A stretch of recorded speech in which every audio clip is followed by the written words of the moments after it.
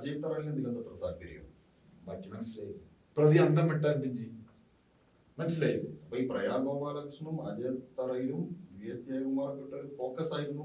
VS Jayakumar അന്നത്തെ Devaswom board commissioner, president, member, തന്ത്രി ഇല്ലാത്ത ഒരു കളിയില്ല. ഇനി തന്ത്രി ജയകൃഷ്ണനൊന്നും വേണ്ട, സ്പെഷ്യൽ കമ്മീഷൻ ഒന്നും വേണ്ട, തന്ത്രി ഒരു ഒറ്റ മനുഷ്യൻ വിചാരിച്ചാൽ മതി. അല്ല, ഈ തന്ത്രി മറ്റേ എന്തൊക്കെയോ ഓർഡർ ഇറക്കേണ്ട സമയത്ത് ഇറക്കിയല്ലോ, അതെന്താ തന്ത്രി പിന്നെ ഇപ്പം ഉണ്ടായിരുന്നു.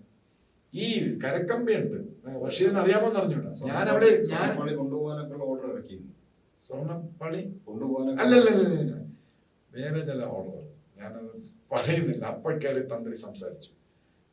തന്ത്രി ഈ ആചാരം എന്നൊക്കെ പറഞ്ഞ എന്ത് ആചാരം, ചുമ്മാ ഇവന്മാരങ്ങ് പറഞ്ഞാൽ മതി ആചാരം എന്നൊക്കെ.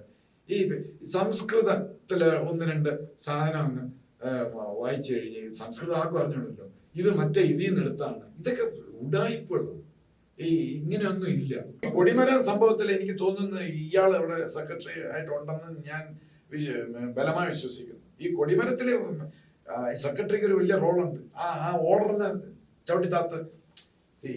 രാജഗോപാൽ സാർ പ്രസിഡന്റ് ആയിരിക്കുമ്പോൾ രാജഗോപാൽ സാർ ഒരു അബദ്ധം ചെയ്യുമെന്ന്, നിയമപരമായിട്ട് ഒരു ഓർഡറൊക്കെ ഇറക്കുമ്പോൾ ഒരു അബദ്ധം ചെയ്യുമെന്ന് ഞാൻ വിശ്വസിക്കുന്നില്ല. എന്നാൽ ഞങ്ങളിവിടെ പോലീസ് ഓഫീസർ ഇവിടുത്തെ ഒരു ലീഡിങ് പബ്ലിക് പ്രോസിക്യൂട്ടർ ആയിരുന്നു Rajagopal sir, and lawyer also. അപ്പൊ അദ്ദേഹം ഈ നിയമപരമായിട്ട് ഒരു അബദ്ധം അദ്ദേഹം ചെയ്യില്ല. അപ്പൊ അദ്ദേഹം Hindu religious act, Devaswom manual ഇതിനെ ബേസ് ചെയ്ത് ബോർഡിന്റെ ഒരു പൊതുയോഗത്തിലാണ് അങ്ങനെ ഒരു ഓർഡർ ഇറക്കിയത്. ഈ പിന്നെ കൊണ്ടുപോകാൻ പാടില്ല, ഒന്നും വീട്ടിൽ കൊണ്ടുപോകാൻ പാടില്ല. അത് സ്റ്റാൻഡിങ് ആണ്. അത് ക്യാൻസൽ ചെയ്യണമെങ്കിൽ ഇവിടെ നിയമസഭയ്ക്ക് അധികാരമില്ല. നിയമസഭയ്ക്ക് അത് ഓവർ റൂൾ ചെയ്യണമെങ്കിൽ, ആ ഓർഡർ റിമൂവ് ചെയ്യണമെങ്കിൽ സുപ്രീം കോടതിയിൽ SLPക്ക് പോകണം. ഈ വാജീവാഹനം കൊണ്ടുപോകുന്നതിന് അഗൻസ്റ്റ് ആയിട്ട് ആരെങ്കിലും സുപ്രീം കോടതിയിൽ SLPക്ക് പോവുകയോ അല്ലെങ്കിൽ ഡിവിഷൻ ബെഞ്ചിൽ, ഹൈക്കോടതിയിൽ ഡിവിഷൻ ബെഞ്ചിൽ ഒരാൾ കേസിന് പോകണം. ഇതാരും കേസിന് പോയിട്ടില്ല. ഈ ASP കുറുപ്പ് എന്ന് പറഞ്ഞ ഈ കക്ഷി എല്ലാ അമ്പലങ്ങളിലും ഉണ്ട്. നളിനാക്ഷൻ നായർ എന്ന് പറഞ്ഞ ഒരു IRS ഓഫീസർ, വളരെ സത്യസന്ധനായ ഒരു IRS officer, income tax commissioner ആയിരുന്നു. അദ്ദേഹം അവിടെ ബോർഡിന്റെ പ്രസിഡന്റ് ആണോ തിരുവാഭരണം അല്ല മറ്റേ കമ്മീഷണർ ആയിരുന്നോ എന്ന് എനിക്ക് ഓർമ്മയില്ല. ഇന്ന സമയത്ത് ഈ കുറിപ്പിനെ ASP കുറിപ്പിനെ പുറത്താക്കി. കാര്യം എന്ന് പറഞ്ഞാൽ നടപടി ശരിയല്ലാത്തോ. ഇങ്ങനെ കൊടിമരത്തിന്റെ സ്പെഷ്യലിസ്റ്റാണ്. ഇങ്ങനെ ഏറ്റുമാനൂർ അവിടെ കൊടിമരവുമായിട്ട് ബന്ധപ്പെട്ട് അവിടെ ഇറങ്ങി പിരിച്ചു. ഇങ്ങേരുടെ കൂടെ ഒരു സുരേഷ് കുമാർ എന്ന് പറഞ്ഞ ഒരു അസിസ്റ്റന്റ് കമ്മീഷണർ, ഡെപ്യൂട്ടി കമ്മീഷണർ ഏറ്റുമാനൂരുണ്ട്. അയാളുടെ നേതൃത്വത്തിൽ ഭീകരമായി പിരിച്ചു. എന്നിട്ട് അതിനെ പറ്റിയൊന്നും ഒരു എൻക്വയറി നടന്നിട്ടില്ല. പിന്നെ ശാസ്താംകോട്ട ക്ഷേത്രത്തിലെ കൊടിമരത്തിൽ എന്തോ വലിയ പ്രശ്നമുണ്ട്. അതും ഈ ASP കുറിപ്പ്. ഈ എപ്പോഴും പൂച്ച മീൻകട നിന്ന് കറങ്ങും പോലെ ഇയാൾ ഈ ശബരിമലയിൽ എന്തുണ്ടെങ്കിലും ഐ വിൽ ഡു ഇറ്റ് എന്ന് പറഞ്ഞു. പ്രത്യേകിച്ച് കൊടിമരമാണ് അദ്ദേഹത്തിന്റെ ഒരു ഇഷ്ട വിഷയം. അപ്പൊ ഇദ്ദേഹം പറയാണ് വാജിവാൻ ഓക്കെ നിങ്ങൾ എടുത്തോളൂ, അങ്ങനെ പറയാൻ പറ്റില്ല. അത് പിന്നെ സ്റ്റാൻഡിങ് ഓർഡർ അല്ല. ആ ഓർഡർ 2012 ഇറക്കിയ ഓർഡറിനെ ഡിലീറ്റ് ചെയ്യണമെങ്കിൽ സുപ്രീം കോടതിയോ ഡിവിഷൻ ബെഞ്ചിനും പറ്റില്ല.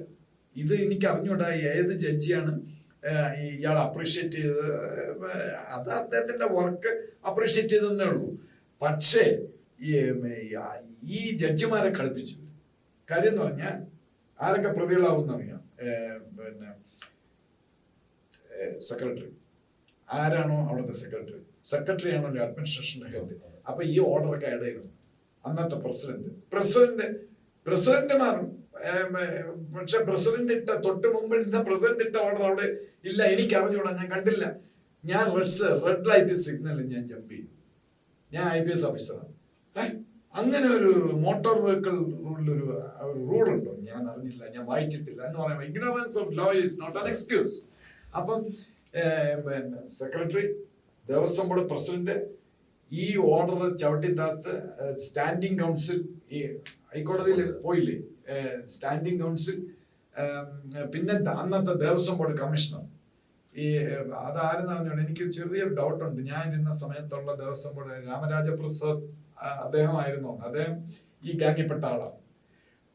അപ്പൊ ഇവര് എല്ലാം കൂടെ ചേർന്ന് ഈ ഓർഡറിനെ ചവിട്ടിത്താത്തിട്ട് ഹൈക്കോടതിയെ കളിപ്പിച്ച് ഉണ്ടെങ്കിൽ എക്സിബിറ്റ് നോക്കിയാൽ മതിയല്ലോ. ഇത് കാണിച്ചിട്ടുണ്ട്. ഇങ്ങനെ ഒരു ഓർഡർ ഉണ്ടെങ്കിൽ ഒരു ഹൈക്കോടതിയിലെ ജഡ്ജിമാരും ശരി ഇങ്ങനെ ഒരു ഓർഡർ ഉണ്ട് അതവിടെ കിടക്കട്ടെ, താൻ വാജിവാഹനം വീട്ടിൽ കൊണ്ടുപോകും എന്ന് പറയില്ല. അവര് പറഞ്ഞിട്ടില്ല.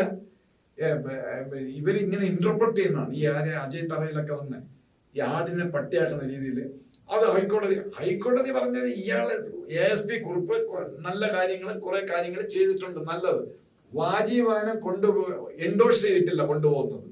അത് ഇവന്മാരെല്ലാം കൂടെ ചവിട്ടി തന്നു. ഞാൻ വാജിവാഹനം വിൽക്കട്ടെ 5 കോടിക്കോ 10 കോടിക്കോ.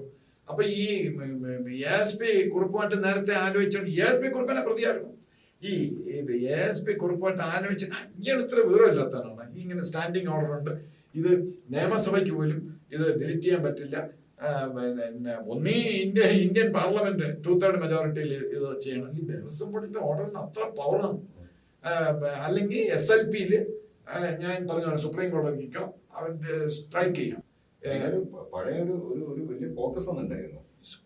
പഴയതല്ല, ഇപ്പോഴും ഉണ്ട് കോക്കസ്, ഇപ്പോഴും ഉണ്ട്, അന്നും ഇന്നും ഉണ്ട്. ഈ നമുക്കൊന്നും അറിഞ്ഞുകൂടാത്ത ഇപ്പൊ ആകെ കിട്ടിയത് വാജിവാഹനം. അല്ലാതെ അവിടെ വേറെ ഒരുപാട് അഴിമതി നടന്നിട്ടുണ്ട്. അത് പിടിക്കണമെങ്കിൽ എന്റെ പീരീഡില് ഉദാഹരണം ഞാൻ പറയുന്നതാണ്. 44 ലക്ഷം കിലോ ശർക്കരയാണ് എന്റെ പീരീഡിൽ വാങ്ങിയത്.